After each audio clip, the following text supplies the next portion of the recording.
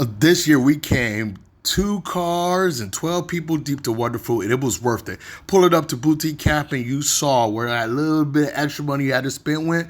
Beautiful security check, really fast check-in, got us straight to our tent, door-to-door service, and these tents are beautiful on the inside.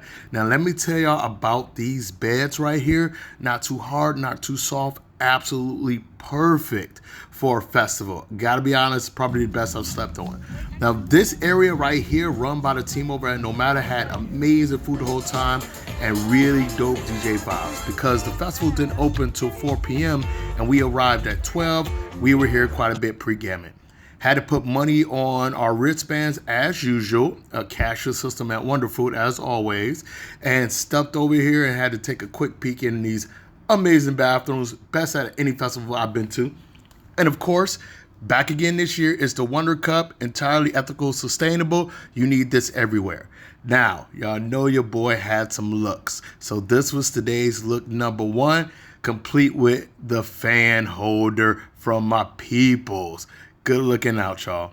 Now, I highly recommend everybody get one of these, 1,000 baht for the entire festival. These lockers will save back you. this year. Hey, shout out to back. Zach and Daddy. Good to see y'all. Alice is beautiful. Alice is back. Now, I had to go show some love to my girl Alice. She is at every single festival. She is absolutely amazing. And then we went over to the wonderful Ziggurat stage. Let me tell y'all right now, this was my favorite stage. You're going to see a lot from here. And the very first person to start playing at Wonderfruit this year was my guy, Vaz, one of the best DJs in Bangkok. One of this year's new additions was the skate ramp, where you saw young skaters throughout the festival showing their skills, and it was a good thing to see kids outside kicking it. Now right here you have one of the newest art installations where the old Moonlight Lounge used to be is now an influencer's paradise. People were taking photos, videos the whole time.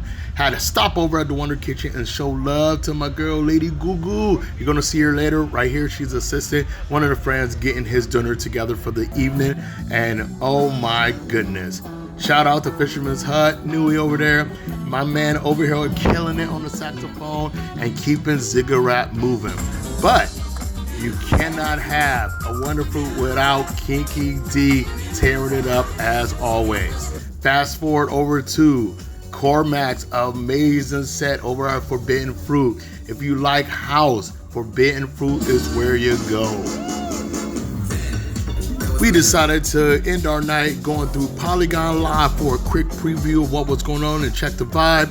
Then we headed over to the new SOT, which is totally renovated for the better, and a stop over at Corey. Corey was closed most of the festival last year, but this year it was open the entire time and had some of the best sets we've seen in years.